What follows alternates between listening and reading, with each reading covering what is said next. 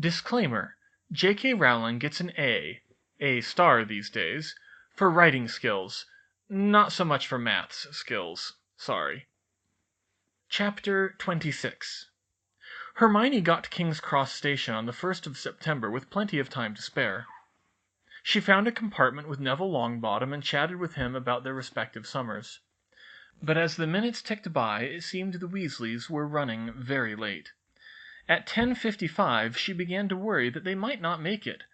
In fact, it was 10:59 (she could hear the steam puffing from the Scarlet engine) when Percy, Fred, George, and Ginny came running up to the train and threw their trunks on board.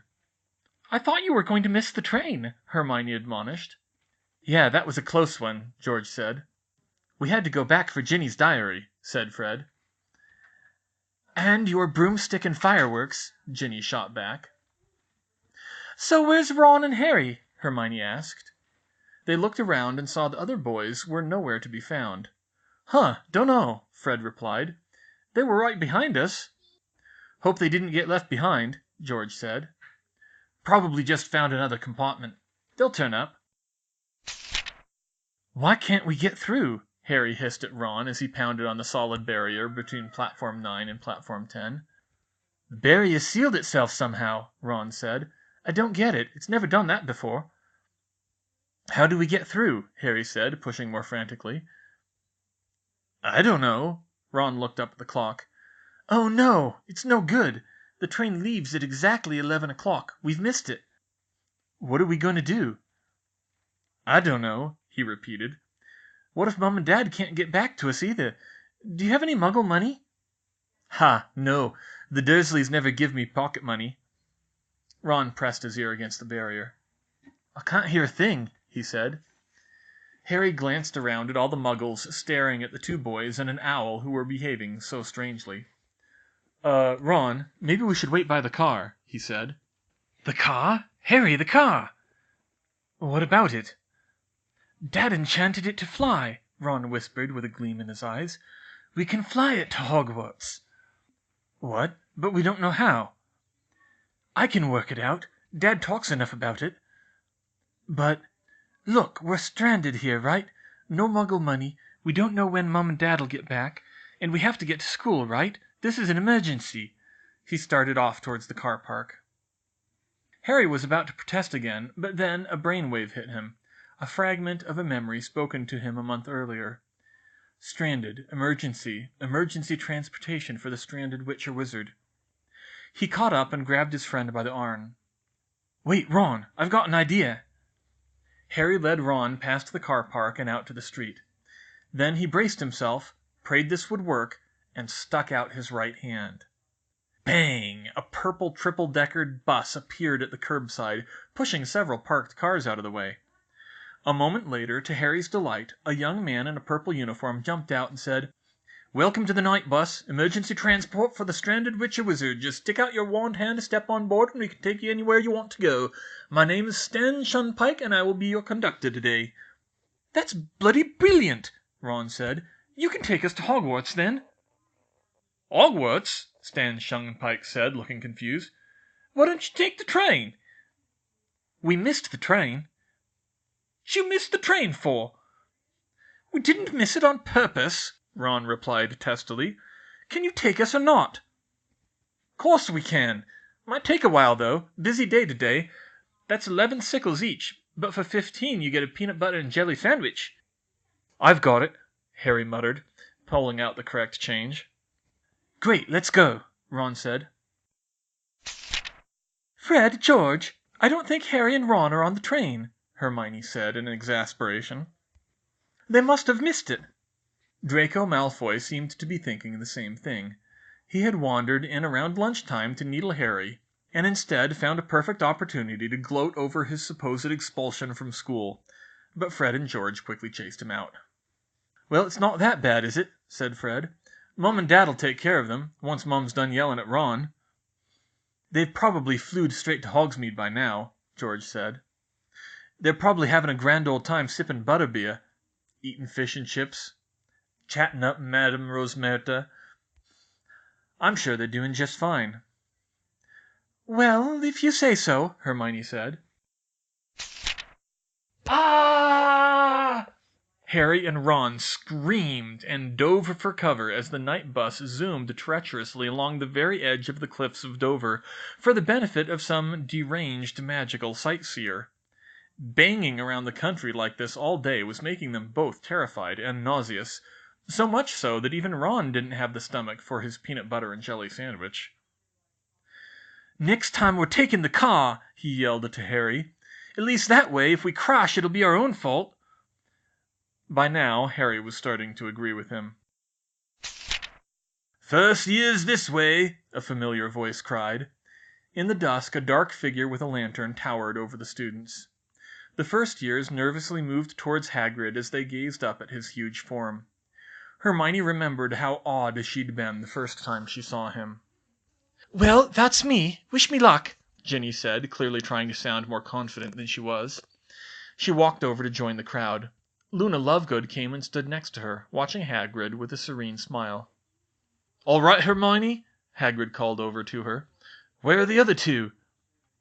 "They missed the train," she said. "We thought they'd be waiting for us here." Probably gone up to the castle already. You'd better go on ahead." "Well, okay. See you later, Hagrid." "Or else Ron drank too much butterbeer," Fred suggested. "Come on, you two. Let's get a carriage," said George. The twins led Hermione and Neville a short way up the road from the station to where several dozen stagecoaches stood to take the students up to the castle. But the two younger children froze when they came close, staring at the things that were pulling the stagecoaches. They looked like horses, but they were scaly and skeletal. They had dragon-like heads, complete with sharp teeth and huge bat-like wings folded against their sides. Their eyes were solid white, but they appeared to be looking around as if they could see. They had an eerie, otherworldly aura about them that made Hermione and Neville shiver. "You okay?" George asked. "What are those things?" said Hermione, pointing at the unsettling animals. The twins looked where they were pointing. "What things?" asked Fred. "Pulling the carriages." The twins looked confused. "There's nothing pulling the carriages," Fred told her. "Yeah," George added, "the carriages pull themselves. Always have." "You pranking us now?" asked Fred. "No, what are you talking about? They're right there," Hermione said, pointing again. "They're big horse dragon things. Neville, you see them, don't you?" Yeah, the shy boy stammered. "I can see them." He screwed up his face, as he often did when he was trying to remember something he'd forgotten. "I think the ickle second years have gone mad, Georgie," said Fred. He started to walk around the front of the carriage. "There's clearly nothing—" "Watch out!" Hermione yelled, a half-second too late. Fred walked directly into the flank of one of the beasts and went sprawling on the ground. The creature bucked and let out a shrieking cry like a bird of prey. Several more of the things returned the cry from the other carriages, making many of the students who were milling around jump. "Bloody hell!" the twins said in unison, and Hermione realized that unless they were pulling a very good and risky act, they really couldn't see the things. But they could definitely hear them. George came around the other side of the carriage, extended his arms in front of him, and cautiously stepped forward. Soon he made contact with another of the creatures. "Whoa!" he said. "This is wicked! It's invisible!" He looked back at Hermione and Neville. "But you two can see them?" Comprehension dawned on Neville's face. "I remember!" he cried. "They're called Thestrals. My Gran told me about them. They're a wild type of winged horse, except—" He grew pale, and his voice dropped to where the others could barely hear it. "Except only people who have seen death can see them." Hermione's eyes widened in horror, followed only a split second later by the twins, and she gave a tiny "Oh!" of surprise. Fantastic Beasts and Where to Find Them only had a few lines about Thestrals, and it hadn't mentioned that particular aspect of their nature. She'd just assumed they could appear and disappear at will, but with this trait, probably only a few of the students could see them. "Oh!" said Fred. "So when Professor Quirrell—" "Yeah," she said quickly. "Are you doing okay, Hermione?" asked George. "Mostly," she said. "It still hurts sometimes. Neville, are you okay?" "I'm fine," he said shakily. "We should go." The four of them climbed aboard the carriage, and it started rattling up the road to the castle. "It was my granddad," Neville said after a minute or two of silence. "The whole family was with him in St. Mungo's when he went." Hermione patted him on the shoulder. "I'm sorry about what happened last spring," he told her. "I know it's not the same. It gets easier, though." "I know," she said. "Thank you, Neville." "All right, enough moping," Fred complained. "We've got pranks to plan." They reached the doors of the castle and filed into the great hall. Hermione kept looking around for Ron and Harry, but they were still nowhere to be seen.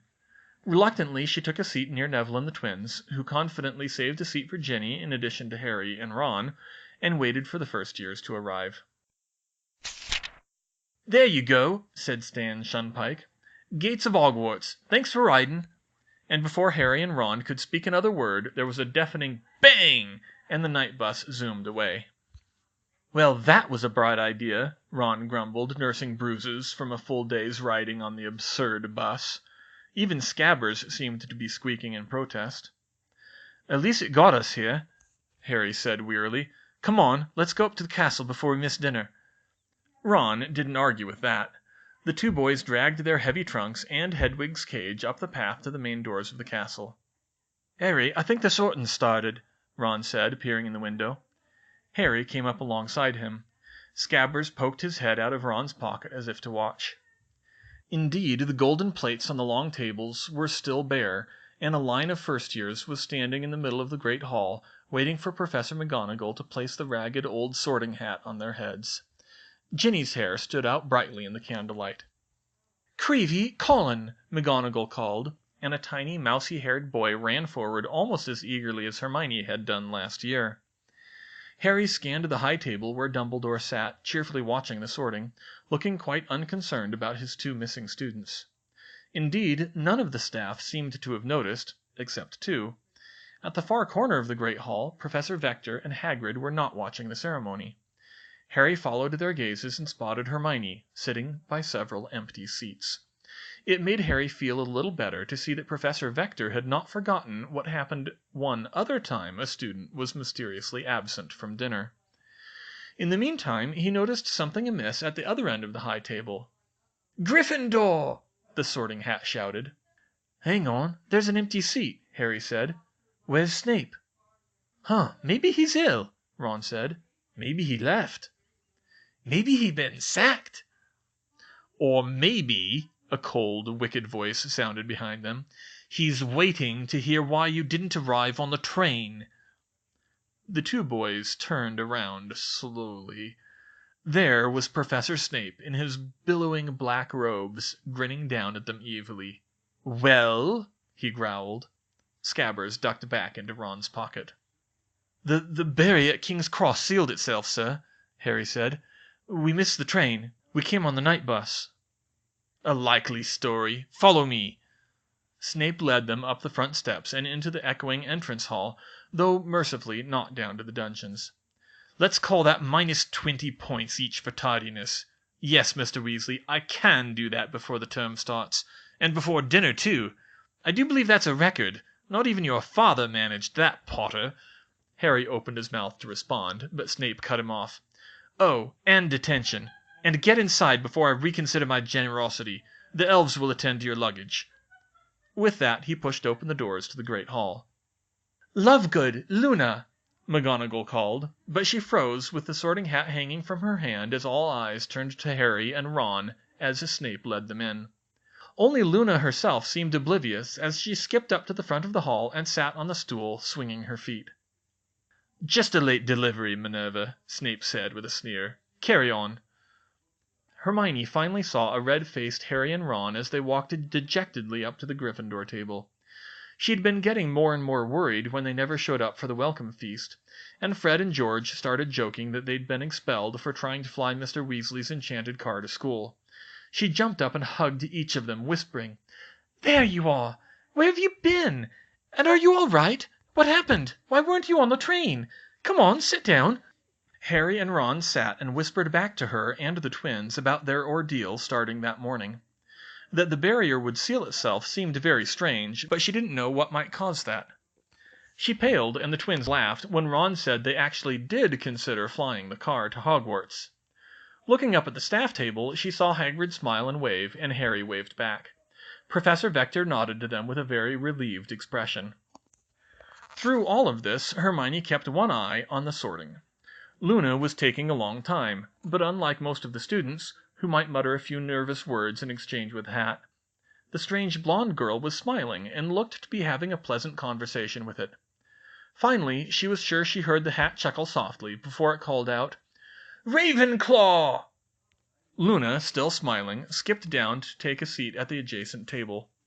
Hermione wondered what she possibly could have talked about so long with a hat. She also remembered her own sorting, when the hat had nearly put her in Ravenclaw and then changed its mind. Perhaps she should keep an eye on Luna Lovegood, she thought. The rest of the sorting went quickly. It was a small class this year. Finally, Ginny was standing alone in the middle of the hall with all eyes on her. She had looked resolute, but Hermione had a feeling she was really frightened inside. After all, she had a lot to live up to. "Weasley! Ginevra!" McGonagall said at last. Ginny stood up straight and walked forward calmly to sit on the stool. The sorting hat barely even touched her head before it shouted, "Gryffindor!" The entire Gryffindor table stood and applauded. The Weasley family's reputation in that house was legendary by now. Ginny ran over and hugged each of her brothers in turn, and then took the empty seat between Fred and George. Ron leaned close to Harry and Hermione and said, "Figures she'd be the most Gryffindor of all of us." With Ginny sorted, Dumbledore initiated the feast in his own eccentric way. It was as good as Hermione remembered.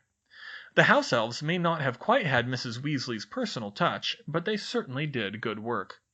Hermione chatted with Harry, the Weasleys, and some of the other second years, and had a lengthy conversation with Percy and Alicia Spinnet about fourth-year arithmancy.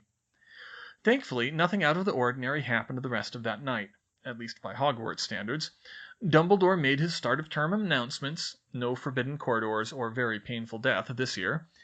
Gilderoy Lockhart was introduced as the new defense professor, and made a long speech about how pleased he was to be returning to Hogwarts, flashing his winning smile out across the hall. Hermione sat with rapt attention, barely aware of the smirks the boys were giving her. Of course, many of the other girls were staring at least as much as she was. When Lockhart finally finished, the students were dismissed, and Hermione trudged up the 14 flights to her dormitory. That was one thing about Hogwarts that she hadn't missed. Her roommates filed in one by one. Sally Ann Perks didn't immediately pass out on her bed this year, but she did immediately change out of her robes, and, after hugging Lily Moon in greeting, climbed into bed and was fast asleep. Hermione still couldn't understand how she was that much of a morning person, and wondered how she would be when her night owl teenager phase hit. Lily sat on her bed for a little while playing with her cat, Wendelin, trying in vain to tire her out so that she wouldn't tear up the dorm in the night. "Can you believe we're actually getting Gilderoy Lockhart as a professor?" Lavender Brown said excitedly. "I know!" Parvati Paddle gushed. "Did you see his smile?"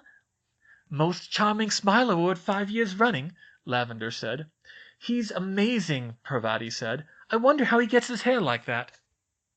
"Okami egg yolks," Hermione said. "It says so in Break with a Banshee."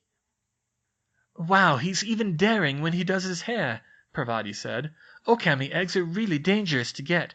Mother says they're only used for very special amulets and potions in India." "Oh, he's completely brilliant," Hermione said excitedly. "I'm sure he'll be a great teacher. I wonder what creatures he'll cover first." "Wow, he's even better than I thought," Lavender teased. "He's even got Hermione noticing him." Parvati giggled. "Well," Hermione blushed. "Come on, you can admit it to us," Lavender said, flopping back on her bed. "I mean, he's got brains and good looks, the perfect combination. Any witch would want him. I think I'm in love already." At this point, Hermione couldn't help but giggle at her roommate's antics. "Well," she said, "he does have nice eyes." "Oh, I know, forget-me-not blue and everything. Of course—" Lavender rolled over and faced her with a mischievous grin. "Harry has pretty nice eyes, too."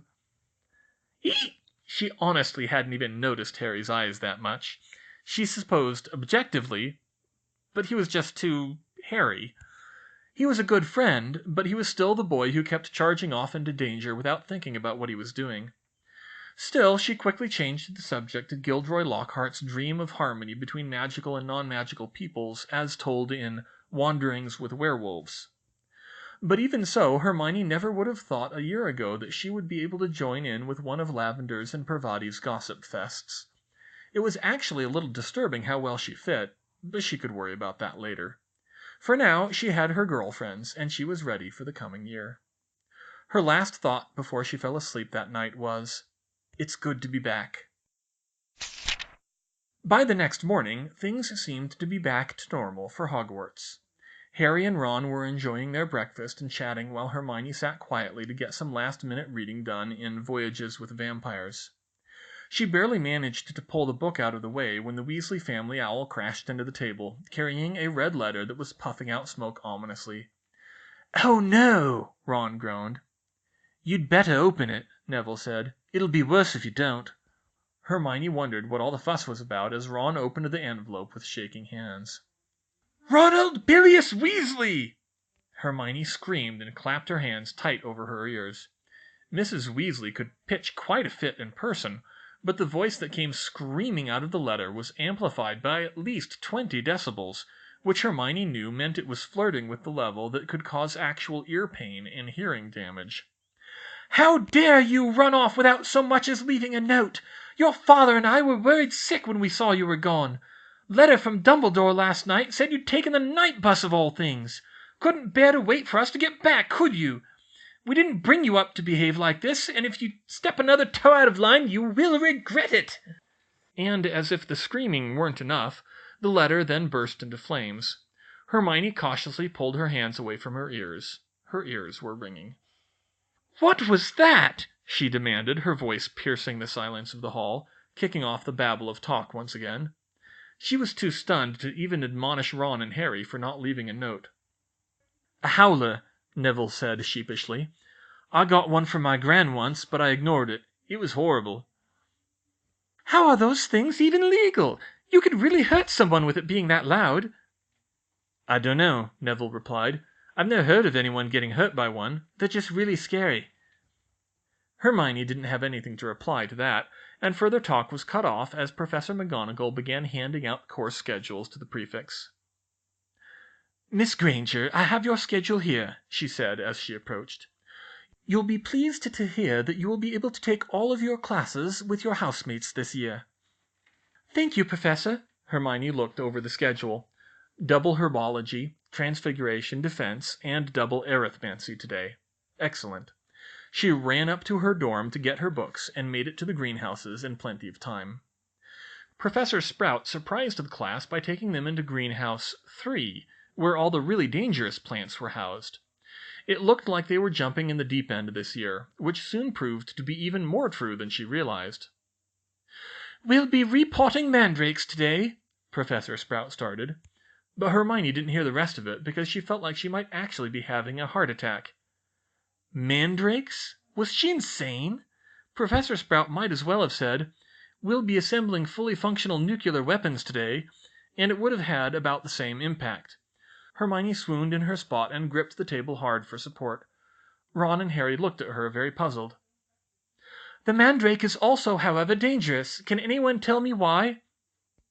"The cry of the mandrake is fatal to anyone who hears it," Hermione burst out without even raising her hand.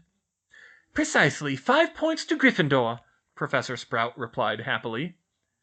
"But, Professor," Hermione pleaded, "doesn't that make them far too dangerous to keep anywhere near people?" "What do you mean, Miss Granger?" "Well, I'm sure the cry can carry a long way. If someone wasn't careful they could wipe out an entire village just by mishandling one, let alone with malicious intent. And if it had an amplifying charm on it, like a howler—" Most of the class gasped, and the Muggle-raised students, who had some idea about the scales involved with nuclear weapon analogues, started to swoon just like she had. "Miss Granger, how can you think of such a thing?" Sprout demanded. "Because it's obvious, Professor. I'm sorry, I don't mean to be morbid, but Muggles are very concerned with that kind of thing falling into the wrong hands. In the Muggle world, anything that powerful and deadly is called a weapon of mass destruction. They're incredibly tightly controlled. All the things that are used to make them are tightly controlled, and only major governments can have them. If anyone else ever got a hold of one, it would be an international crisis, and they're kept behind security that makes what you put on the Philosopher's Stone last year look like child's play. Ma'am." "Please calm yourself, Miss Granger," Sprout said impatiently, as most of the class was now backing away from both Hermione and the mandrake seedlings. "Mandrakes, while very rare and carefully controlled, are not nearly so dangerous as that. First, the cry is not instantly fatal, and is not fatal at all at a long range. Although it is rapidly debilitating, a swiftly applied silencing charm will save you from harm. Secondly, as a magical sound, the cry is only dangerous in its natural state. Recordings of the cry are not dangerous, and, thank Merlin, no dark wizard has ever succeeded in increasing its lethality with an amplifying charm." "Sorry, Professor," Hermione said. The class calmed down, but they still eyed her warily. She knew she wasn't exactly the person whom people expected to talk about things as morbid as weapons of mass destruction. "Quite all right," Sprout replied. "Now, as our mandrakes are only seedlings, their cries can't kill yet, but they could certainly knock you out for several hours before anyone noticed with the earmuffs on, so do mind them carefully." She then had the students divide into teams of 4, and Hermione, Ron, and Harry were joined by a Muggle-born Hufflepuff named Justin Finch-Fletchley. Justin smiled as he shook her hand. "You're Hermione Granger, always on top of everything, aren't you? You know, I was wondering that about mandrakes myself. I had a job convincing my mum that magic was handy to have around, but even I hate to think what wizards could do with what might as well be ready-made nukes." Ron looked at the two of them in confusion, but neither of them had time to explain the finer points of Muggle nuclear physics or geopolitics, since Professor Sprout told everyone to put on their earmuffs and get to repotting. So herbology got off to an okay start. Then, after spending Transfiguration class changing beetles into buttons, and a quick lunch in which the little first year, Colin Creevey, started a scene by asking Harry for his autograph, the three of them headed off to defense. The first defense lesson with Professor Lockhart did not go as well as Hermione had hoped. Lockhart spent half the class on a little quiz, which was actually about him rather than his books. Even if she was, though she would never admit it, a little smitten when he flashed her his winning smile and awarded her alone full marks, it didn't exactly seem like the most practical idea. And the practical part of the class wasn't planned out that well, either. Releasing a swarm of the pixies on the classroom and then diving behind his desk wasn't exactly the best way to give them hands-on experience. But then again, even the most brilliant people weren't necessarily that good at teaching. Just look at Professor Snape. But she hoped that Professor Lockhart would get better with practice. "Here, watch carefully. It's Immobilus," she told Harry and Ron as she froze one of the pixies and stuffed it back in the cage. "Immobilus," Harry repeated, and to her relief he got the charm to work. "Great," she said. "I'm really sorry about this, but can you take care of the rest? I have to get to Arithmancer." "Yeah, sure," Harry said unenthusiastically. Ron just grumbled as he fought a pixie that was trying to bite him on the nose. "Thanks a bunch," Hermione said. "I owe you one." Hermione made it to Professor Vector's classroom just in time, and took her familiar seat in the front row between Alicia Spinnet and Roger Davies. Professor Vector nodded to her and stood up to start the class. Hermione idly wondered how long she would wait to start if she were late, but she wasn't about to test it. No one said anything about Hermione's presence this year, except for a few welcome backs. Even Graham Montague, their irascible Slytherin, gave her his grudging respect after learning she'd taken top marks in the exam. "Good morning, and welcome back to fourth year Arithmancer," Vector greeted them. "I'm pleased to see that nearly everyone stuck with the class from last year. I think you will find that this year's class will be very different from last year's, and for most of you, much more interesting. Last year we focused on developing the mathematical tools and techniques that all Arithmancers need. While we found some important applications, like numerology and prognostication, we did very little that had to do with the main thrust of Arithmancer, which is, of course, spellcrafting. Now, we still won't be getting much into proper spellcrafting this year, but we will be developing many of the magical tools that go into it. A big part of this year will involve learning to detect active spells, analyze their arithmetic components, and remove or reverse them. You may think of this as a very simplified, low-level introduction to the techniques of curse breaking, although we won't get to actual curses at owl level, since curses involve differential equations. We will also be learning how to reverse engineer simple charms, do minor spell modification, and construct arithmetic inverses for counter charms. Along the way, we'll be covering more of the advanced algebra and geometry that we will need for these techniques. Any questions? No one raised their hand. Excellent. We will begin with a review of how the algebraic and geometric components of a charm relate to its effects. Thereafter followed a very enjoyable lecture. Yes, Arithmancy was still Hermione's favorite class, and it was only going to get better. 2 hours later, she got a chance to talk to her 3 older friends together for the first time. "So, study group on Tuesdays and Thursdays after classes?" Cedric asked as they packed up to leave. Tuesdays and Fridays might be better," Hermione said. "I have double potions on Thursdays, and I might not get out before one of you has Quidditch practice." Friday," Alicia grumbled. "Well, I guess I can make that work. What about you two?" "Works for me," Roger said. "Tuesdays and Fridays it is, then," Cedric said. "See you later, Hermione." "See you." She started to leave herself before Professor Vector called after her. "Miss Granger?" She turned around. "Yes, Professor?" "It's good to see you back." Hermione smiled. "It's good to be back, ma'am." "So how was your summer, Hermione?" "Very good, Professor. I got an A, that's the highest grade, on my maths A-level." "I wouldn't expect anything less. Are you still continuing your maths education?" "Of course, ma'am.